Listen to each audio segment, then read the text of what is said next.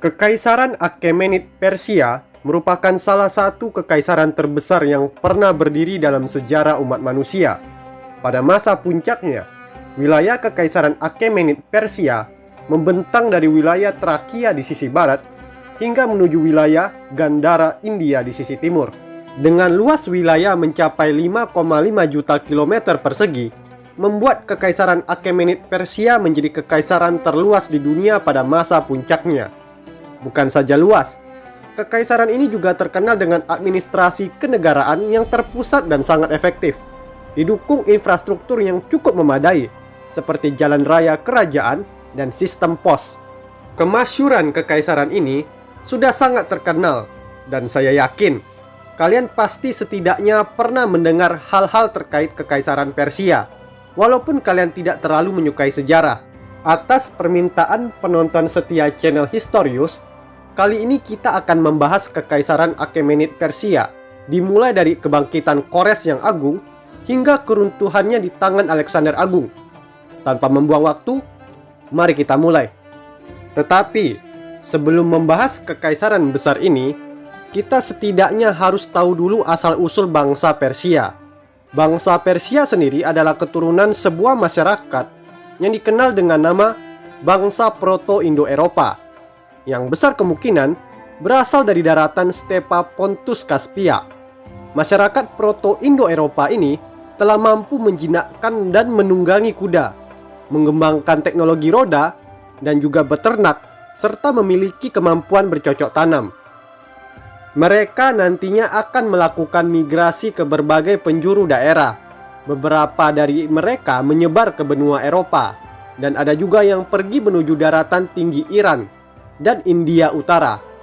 Kelompok bangsa Proto-Indo-Eropa yang menetap di wilayah daratan tinggi Iran akan berkembang menjadi sebuah suku bangsa baru, yaitu suku bangsa Iran atau suku bangsa Iranik. Bangsa Persia adalah salah satu anggota dari suku bangsa Iranik ini. Beberapa contoh suku bangsa Iranik lainnya selain Persia adalah bangsa Media atau bangsa Medes, bangsa Parni, dan bangsa Skythia. Namun, dari semua bangsa-bangsa Iranik ini, bangsa Persia nantinya yang paling berpengaruh dan dominan dalam sejarah dunia. Leluhur bangsa Persia yang hidup nomaden sambil beternak kelak akan melakukan migrasi menuju sebuah wilayah yang dalam bahasa Persia kuno dikenal dengan nama Parsa, kurang lebih sekitar abad ke-10 dan ke-9 sebelum Masehi. Wilayah Parsa ini akan menjadi tempat lahirnya bangsa Persia, dan dari nama wilayah inilah nama Persia yang digunakan untuk merujuk nama bangsa ini berasal. Nama Persia yang kita gunakan sekarang berasal dari bahasa Latin, yang juga diambil dari nama Yunani, yaitu Persis, untuk merujuk nama wilayah yang sama. Bangsa Persia juga hidup bertetangga dengan bangsa Elam, yang terletak di wilayah barat Parsa. Bangsa Elam sendiri adalah bangsa dengan peradaban maju, yang telah hidup bermukim dan mendirikan kota-kota besar di wilayah mereka. Saya sudah pernah menyinggung sedikit tentang bangsa Elam di dalam video sejarah singkat wilayah Mesopotamia, yang mungkin bisa kalian nonton sendiri nanti. Kerajaan Elam dengan ibu kota awalnya, yaitu kota Anshan, punya peran besar nantinya dalam perkembangan Kekaisaran Persia. Permulaan Kekaisaran Achaemenid Persia bisa kita rujuk kepada seorang tokoh bernama Achaemenes. Nama orang inilah yang merujuk pada nama Kekaisaran Achaemenid Persia, di mana Kekaisaran Persia ini dipimpin oleh para bangsawan keturunan Achaemenes, atau disebut juga dinasti Achaemenid. Dalam sejarah dunia, terdapat dua kekaisaran Persia yang pernah berdiri sebelum masa kebangkitan Islam. Kekaisaran pertama adalah yang didirikan oleh dinasti Achaemenes, yang sekarang kita bahas. Dan yang kedua adalah Kekaisaran Sasanid Persia, yang didirikan oleh dinasti Sasanid. Kekaisaran Sasanid Persia adalah kekaisaran besar yang nanti berdiri berdampingan dengan Kekaisaran Bizantium, dan kelak nantinya akan runtuh akibat invasi kekhalifahan Rashidun. Perbedaan ini sekali lagi harus diingat ketika kita membahas Kekaisaran Persia, agar menghindari kesalahan periode sejarah. Baiklah, Mari kembali kita membahas Akemenes. Sebenarnya, masih ada perdebatan terkait keberadaan historis Akemenes. Namun, banyak sejarawan menduga bahwa Akemenes adalah raja bawahan atau raja vasal dari Kekaisaran Media yang hidup sekitar abad ke-7 sebelum Masehi. Kekaisaran Media sendiri adalah kekaisaran besar yang didirikan oleh bangsa Media atau Medes yang juga bagian dalam suku bangsa Iranik. Akemenes nantinya akan memiliki seorang putra penerus bernama Teispes yang akan menguasai kota Anshan dari bangsa Elam dan mendeklarasikan dirinya sebagai Raja Anshan. Kota Anshan menjadi basis kekuatan awal dinasti Akemenid, dan keturunan Teispes akan terus menjadi Raja Anshan hingga kita akan sampai kepada seorang tokoh legendaris yang nantinya akan kita kenal sebagai Cyrus yang Agung, atau dalam bahasa Indonesia, Kores yang Agung. Sama seperti pendahulunya, Kores adalah raja vasal Kekaisaran Media, bukan seorang pemimpin merdeka atas kerajaannya sendiri.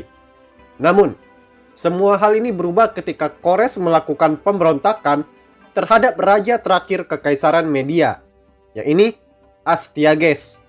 Berdasarkan tablet Nabonidus, Kores memberontak karena Astyages ingin melancarkan serangan militer atas wilayahnya. Apa alasan Astyages melakukan hal ini masih tidak diketahui. Tetapi, Kores mampu mengetahui hal ini terlebih dahulu dan langsung melakukan pemberontakan terbuka melawan Astyages.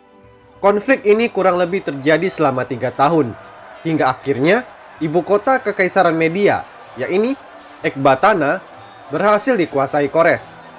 Dengan ini, seluruh wilayah Kekaisaran Media jatuh dalam kekuasaan Kores dan menandai berdirinya Kekaisaran Akemenid Persia dalam sejarah. Kores sekarang menjadi Syahansyah pertama Kekaisaran Akemenid Persia. Sebagai informasi tambahan, para monarki Akemenid nantinya akan memiliki banyak gelar ketika berkuasa. Namun, gelar yang paling terkenal dan yang paling sering digunakan adalah Syahansyah. Dalam bahasa Inggris, gelar ini bisa diterjemahkan sebagai King of Kings, dan jika nama ini diterjemahkan juga ke dalam bahasa Indonesia menjadi Raja di Raja atau Raja dari segala raja. Gelar Syahansyah ini setara dengan gelar Kaisar. Nama Syahansyah ini sebenarnya adalah istilah dari bahasa Persia Pertengahan. Jika kita menggunakan nama yang sama berdasarkan bahasa Persia kuno, yaitu bahasa yang digunakan oleh bangsa Persia ketika masa Kekaisaran Akemenid, maka gelar ini bernama Sayatya Sayatyanam. Gelar Syahansyah atau sering juga disingkat Syah ini akan sering digunakan ke depannya oleh para monarki beretnis Persia ataupun pemimpin non-Persia yang menguasai wilayah Persia. Baiklah, mari kita kembali membahas Kores. Setelah penaklukan Kekaisaran Media, Kores sekarang harus menghadapi kerajaan Lydia yang berada di wilayah Anatolia. Kerajaan Lydia melakukan agresi cepat ke wilayah kekuasaan Kores setelah mendengar keruntuhan Kekaisaran Media. Kores dengan cepat merespon serangan ini dan mampu melakukan serangan balik. Kerajaan Lydia dengan ibu kotanya, Sardis, jatuh ke tangan Kores pada tahun 547 sebelum Masehi. Setelah kerajaan Lydia, Kores melancarkan serangan ke wilayah Khorasmia, Baktria, dan Sogdia yang terletak di Asia Tengah pada tahun 545 sebelum Masehi hingga 540 sebelum Masehi. Sekitar tahun 540 sebelum Masehi, Kores juga berhasil menguasai kerajaan Elam dengan ibu kotanya Susa. Kemudian, konflik besar juga meletus dengan kerajaan Babilonia baru. Pada bulan September 539 sebelum Masehi, Kores mampu mengalahkan pasukan Babilonia pada pertempuran Opis. Setelah kemenangan ini, Kores mampu menguasai kota Babilonia, salah satu kota paling berpengaruh pada zaman kuno, tanpa perlawanan sedikit pun. Seluruh wilayah kekuasaan kerajaan Babilonia baru yang tersebar dari Mesopotamia, Suria, hingga Judea jatuh ke dalam pangkuan Kores.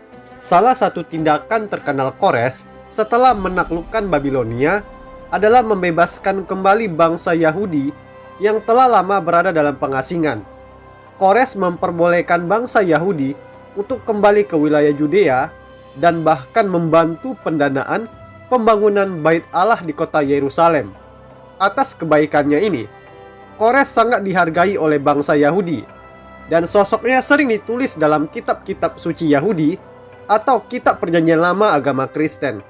Hal ini menjadi bukti betapa toleran Kores yang agung terhadap bangsa dan agama lain yang telah berhasil dia taklukkan. Kores dan bangsa Persia sendiri memiliki kepercayaan dan agama yang khas. Agama ini dikenal sebagai Zoroaster, yang juga diambil dari nama seorang nabi bangsa Persia bernama Zoroaster atau Zarathustra. Suatu hal yang cukup unik di masanya, di mana agama Zoroaster bercorak monoteis, di mana menyembah satu Tuhan yang esa bernama Ahura Mazda. Ahura Mazda adalah sosok pencipta alam semesta dan sumber segala kebaikan di dunia. Sedangkan kejahatan dan kehancuran yang terjadi di dunia berasal dari Angra Mainyu, atau disebut juga Ahriman, sosok jahat dalam agama Zoroaster. Kitab suci agama ini dikenal dengan nama Avesta, yang juga memiliki bahasanya sendiri, yang ini bahasa Avesta. Saya tidak mau membahas secara mendalam agama ini terlebih dahulu, karena akan memakan waktu yang sangat lama. Tetapi, agama Zoroaster dianggap punya peranan penting dalam perkembangan agama-agama Abrahamik kelak. Mari kita kembali membahas Kores. Walau Kores bersama bangsa Persia tampak seperti penjajah yang baik hati dan toleran, perlu diingat bahwa kemurahan hati dan toleransi beragama yang dilakukan Kores bertujuan untuk kepentingan politik semata. Hal ini dilakukan agar bangsa yang telah dia kuasai tidak akan memberontak terhadap pemerintahannya. Dengan merebut hati bangsa yang ia jajah, Kores mencegah terjadinya pemberontakan yang dapat mengganggu stabilitas negaranya. Kores adalah pemimpin militer yang sangat ulung, terbukti dari berbagai kampanye penaklukan yang berhasil dia menangkan. Tetapi, kemampuan Kores tidak hanya sebatas di perang saja, namun juga di bidang administratif dan pembangunan negara. Bukti nyata dari hal ini di mana Kores membagi wilayah kekaisarannya ke dalam banyak provinsi yang akan dipimpin oleh seseorang bergelar satrap. Sistem administrasi ini dikenal dengan nama kesatrapan. Satrap bertindak mirip seperti seorang gubernur pada masa kini, bertanggung jawab untuk mengatur wilayah provinsi yang dia emban, mengumpulkan pajak, menjaga ketertiban dan keamanan militer, dan juga menjadi hakim tertinggi di wilayahnya. Seorang satrap juga memiliki otonomi di wilayah kekuasaannya, namun dengan catatan dia tetap diawasi oleh pemerintahan pusat. Suatu hal yang sangat unik di mana Kekaisaran Persia memiliki 4 ibu kota administratif sekaligus. Kota-kota ini adalah Babylon, Pasargade, Ekbatana, dan Susa. Beberapa kota ini juga ibu kota kerajaan yang telah ditaklukkan oleh Kores sebelumnya. Hal ini dilakukan untuk mempermudah administrasi kerajaan, karena perlu diingat, wilayah kekuasaan Kekaisaran Persia pada masa Kores sangatlah luas. Selain itu, Kores juga mengembangkan sistem pos yang dikenal dengan nama Chaparkane dalam bahasa Persia modern, yang berguna untuk mengantarkan surat atau dokumen penting, baik untuk keperluan swasta maupun negara. Beberapa tahun sebelum Kores meninggal, yang ini sekitar tahun 535 sebelum Masehi, dia melancarkan invasi menuju India Barat melewati pegunungan Hindukush. Dia berhasil menguasai sebuah wilayah yang dinamai Gandhara dan menjadi kemenangan terakhirnya. Kores meninggal pada tahun 530 sebelum Masehi di usia 70 tahun. Dan suatu hal yang unik di mana terdapat perbedaan sumber tertulis terkait bagaimana Kores meninggal. Menurut Herodotus, sang sejarawan terkenal asal Yunani, menulis bahwa Kores meninggal karena tewas terbunuh dalam pertempuran ketika melawan suku Massagete, sebuah suku nomaden yang termasuk ke dalam keluarga bangsa Iranik. Kores tewas terbunuh oleh Ratu Tomiris yaitu pemimpin suku Massagete dalam pertempuran. Tetapi, menurut Xenophon, seorang sejarawan dan juga jenderal asal Athena, menulis bahwa Kores meninggal dengan damai di kota Pasargade, ibu kota kekaisaran yang menjadi tempat kediamannya. Well, cukup membingungkan. Namun, apapun penyebab kematian Kores, jasadnya disemayamkan di kota Pasargade dan kuburannya masih bertahan hingga sekarang. Pencapaiannya yang begitu besar dalam sejarah membuat dirinya dikenal sebagai Kores yang agung, dan kebijakan serta sistem administrasi yang dia bangun akan terus digunakan oleh para penerusnya. Kekaisaran Persia sekarang dipimpin oleh Syahansyah Kambises II, putra dari Kores yang agung. Catatan kecil para sahabat historius, bahwa saya tidak akan menjelaskan semua syah dinasti Achaemenid di sini. Saya hanya akan membahas syah-syah dan masa-masa terpenting dalam sejarah kekaisaran besar ini. Kambises sama seperti ayahnya, gencar melakukan perluasan wilayah. Pencapaian terbesarnya adalah berhasil menguasai Mesir pada tahun 525 sebelum Masehi. Kambises secara telak mengalahkan pasukan Mesir yang dipimpin oleh Farao Psamtik III pada pertempuran Pelusium. Setelah pertempuran ini, Kambises dengan sangat mudah memasuki dan menguasai seluruh daratan Mesir. Suatu hal yang menyedihkan, bahwa Kambises hanya memerintah kurang lebih selama 8 tahun. Beberapa sejarawan menduga bahwa Kambises mati dibunuh dalam konspirasi politik. Walaupun siapa pelaku utamanya masih dalam perdebatan. Terdapat 2 tokoh yang cukup dicurigai terlibat dalam konspirasi ini.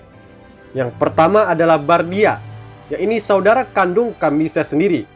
Dan yang kedua adalah Darius, seorang tokoh yang nantinya akan kita kenal sebagai Darius yang agung. Well, impostor juga ada dalam sejarah. Setelah Kambises meninggal, kekaisaran dipimpin oleh Bardia untuk beberapa bulan. Sebelum akhirnya Darius melakukan kudeta dan merebut tahta kekaisaran. Dimulailah era kekuasaan Syahansyah Darius yang pertama. Pada masa pemerintahan Dariuslah, kekaisaran Persia akan berada di titik terluasnya.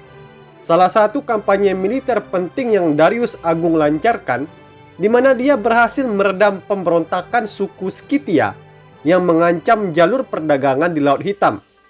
Setelah itu, Darius juga menguasai wilayah Trakia dan juga mampu membuat kerajaan Makedonia menjadi vassal state. Pada masa pemerintahan Darius Agung pula, kekaisaran Persia akan mengalami konflik sengit dengan peradaban besar lain yang berada di barat, yaitu peradaban Yunani. Suatu hal yang unik di mana walaupun bangsa Yunani tidak bersatu secara politik dan jauh lebih kecil dalam hal luas wilayah dibandingkan kekaisaran Persia, orang-orang Yunani ini akan menjadi lawan yang sangat tangguh.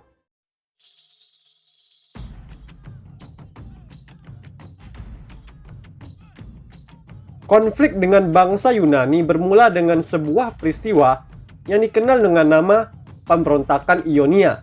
Polis-polis Yunani yang berada dalam kekuasaan Persia di wilayah Ionia melakukan pemberontakan karena tindakan tiran para satrapnya. Latar belakang peristiwa ini sebenarnya jauh lebih rumit. Namun, hal penting yang menjadi masalah di mana pemberontakan polis-polis Ionia ini didukung oleh polis Athena dan Eretria dari wilayah daratan Yunani. Akibat dukungan Athena dan Eretria, pemberontakan ini menimbulkan kerusakan besar di wilayah Ionia. Pemberontakan tersebut akhirnya berhasil ditumpas oleh kekaisaran Persia, dan Darius yang murka bersumpah untuk menghukum Athena dan Eretria atas tindakan mereka yang mengancam kestabilan negaranya. Hal inilah yang mendorong Darius untuk menginvasi Yunani. Darius melancarkan invasi pertama atas Yunani yang mengakibatkan kehancuran kota Eretria. Namun, suatu hal yang tidak terduga di mana polis Athena mampu mengalahkan pasukan Persia di pertempuran Marathon. Setelah pertempuran Marathon, seluruh pasukan Persia ditarik mundur.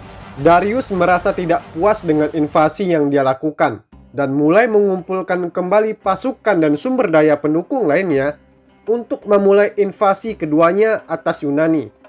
Tetapi, takdir berkata lain. Darius telah lebih dulu wafat karena usia tua sebelum invasinya bisa dilakukan. Darius yang Agung, sama halnya seperti Kores, adalah pemimpin besar yang meninggalkan banyak sekali pengaruh bagi Kekaisaran Persia. Di bidang militer, pada masa pemerintahan Darius yang Agung lah, Kekaisaran Persia berada di titik terluasnya, dengan luas wilayah kurang lebih mencapai 5,5 juta kilometer persegi, membuat Kekaisaran Persia menjadi kekaisaran terluas di bumi pada masa puncaknya. Wilayah kekaisaran membentang dari wilayah Trakia di sisi barat hingga wilayah Gandhara India di sisi timur. Selain itu, Darius juga mengatur kembali wilayah kesatrapan kekaisaran dan menambah beberapa wilayah kesatrapan baru demi mempermudah administrasi dan pembangunan lokal. Dari jumlah kesatrapan yang awalnya berjumlah 26 pada masa Kores yang Agung, kelak akan menjadi 36 pada masa Darius. Darius juga terkenal dengan membangun jalan raya kerajaan, yaitu sebuah jalan khusus yang menghubungkan kota Susa dan Sardis dengan total panjang mencapai 2.700 km. Sistem pos Chaparkane yang dibuat oleh Kores juga direformasi oleh Darius, di mana semua dokumen administrasi negara akan dikirim melalui fasilitas ini.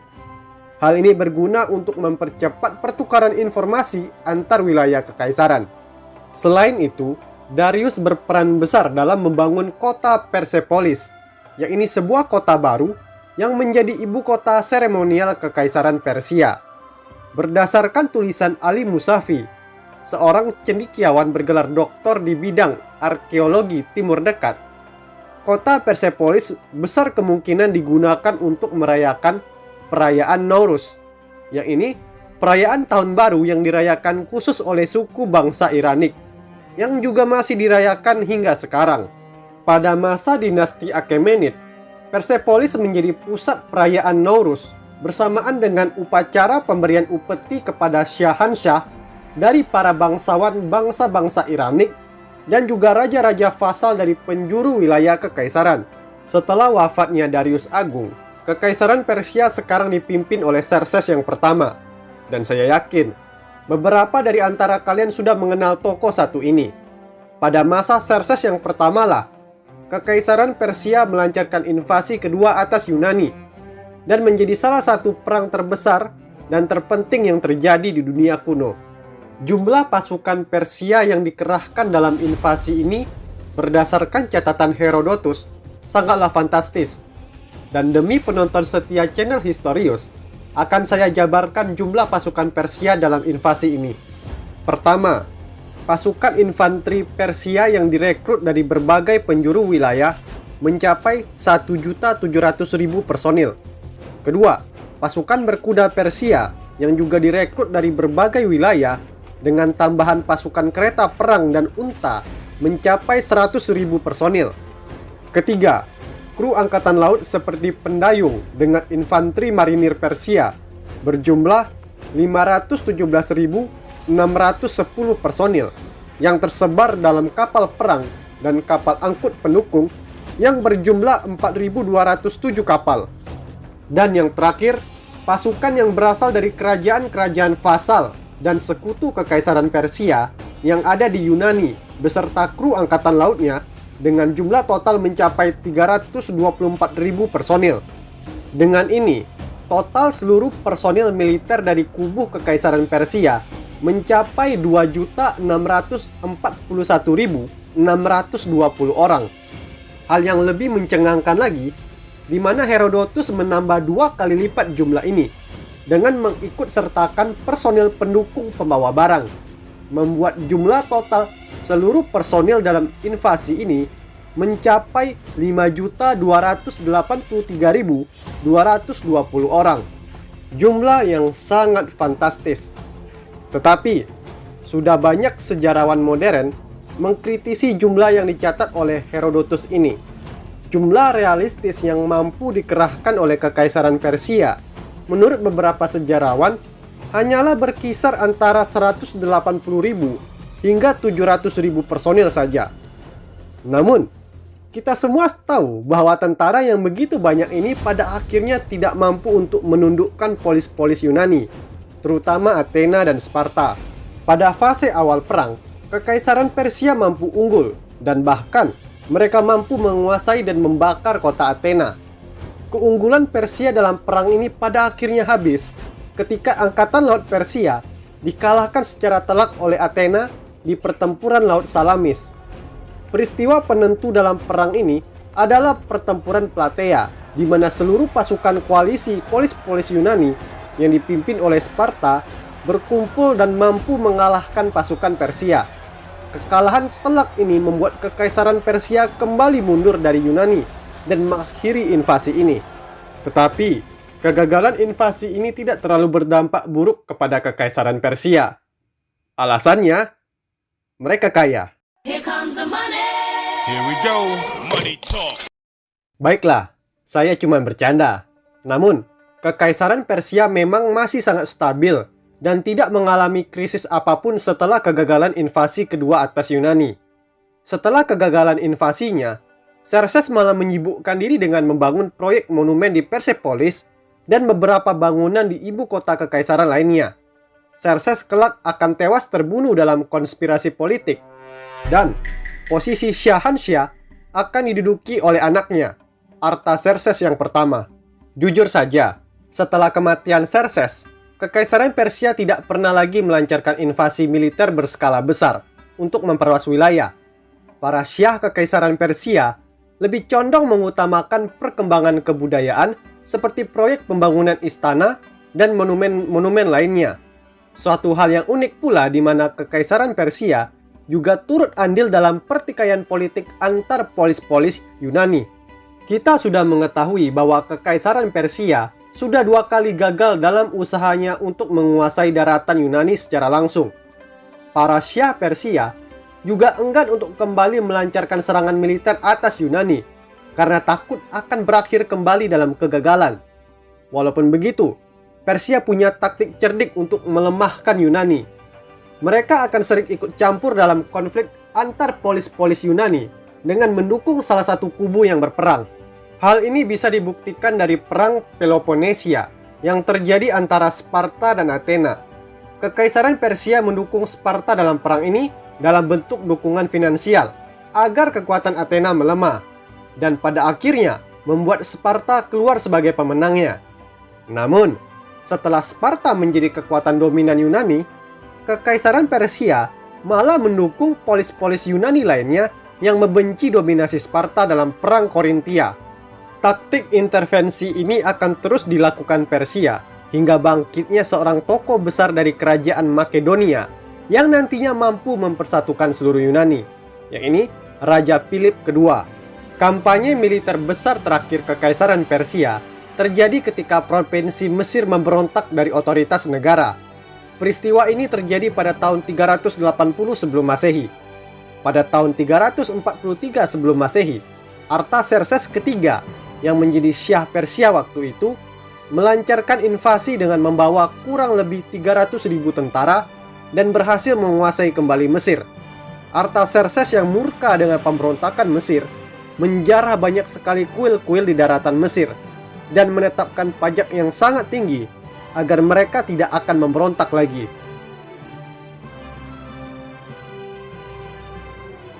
Setelah sekian lama menjadi kekuatan dunia, Kekaisaran Achaemenid Persia akan mengalami keruntuhan oleh seorang tokoh yang tidak terduga. Pada tahun 338 sebelum Masehi, Raja Philip II dari kerajaan Makedonia mampu mempersatukan seluruh polis-polis di daratan Yunani, kecuali Sparta, dan mendirikan Liga Korintia. Philip telah berencana untuk menginvasi Kekaisaran Persia dengan dukungan Liga Korintia yang dia dirikan. Namun sangat disayangkan, dia malah tewas dibunuh dalam konspirasi politik. Anak Raja Philip II, yaitu Alexander III, atau dalam sejarah kita kenal sebagai Alexander Agung, naik tahta menggantikan ayahnya dan melancarkan invasi atas seluruh Kekaisaran Persia. Di lain sisi, Kekaisaran Persia malah berada dalam kemelut politik, di mana Syah Artaxerxes III malah mati terbunuh dalam konspirasi. Demi Ahura Mazda, tidak lengkap rasanya membahas politik jika tidak ada yang mati terbunuh nampaknya. Setelah beberapa intrik dan pembunuhan di sana-sini, Kekaisaran Persia sekarang dipimpin oleh Darius III, Syahansyah terakhir Kekaisaran Persia. Pada tahun 336 sebelum Masehi, Alexander Agung melancarkan invasi legendarisnya atas Kekaisaran Persia. Dan sungguh hal yang menyedihkan bahwa Darius tidak bisa menyelamatkan kekaisaran sama sekali. Taktik dan kemampuan militer luar biasa yang Alexander Agung miliki bukanlah tandingan untuk Darius ketiga. Sebenarnya, kita tidak mengetahui banyak hal perihal kemampuan Darius pada waktu itu. Namun, sudah sangat jelas bahwa Darius tidak mampu menahan laju invasi Alexander Agung. Kekalahan demi kekalahan dialami Kekaisaran Persia secara terus-menerus. Pertama di pertempuran Granicus, kemudian di pertempuran Issus. Lalu, Alexander mampu sekali lagi secara telak mengalahkan pasukan Persia yang dipimpin Darius ketiga di pertempuran Gaugamela. Kekalahan mengerikan ini memaksa Darius ketiga untuk lari menuju sisi timur negara demi mengumpulkan kekuatannya kembali. Dan lagi-lagi, Darius ketiga malah tewas terbunuh dalam konspirasi politik yang dilakukan oleh anggota keluarganya sendiri yang bernama Bessus. Rasanya tidak Kekaisaran Persia namanya jika syahnya tidak mati terbunuh dalam konspirasi politik. Dengan wafatnya Darius ketiga dan jatuhnya wilayah Kekaisaran ke tangan Alexander Agung, maka runtuh sudah Kekaisaran Achaemenid Persia yang berumur lebih dari 200 tahun. Jika kalian suka dengan konten edukasi yang saya buat, jangan lupa untuk mendukung channel Historius dengan memberikan like, komentar, dan share kepada banyak orang. Jika kalian bermurah hati, kalian bisa memberikan dukungan finansial melalui aplikasi Traktir dengan link yang telah saya sediakan. Tidak lupa saya ucapkan terima kasih banyak kepada Dian Perwitasari atas donasinya melalui Traktir. Setiap rupiah pemberianmu tidak akan saya sia-siakan. Atas perhatian kalian semua, saya ucapkan terima kasih dan sampai jumpa di video selanjutnya.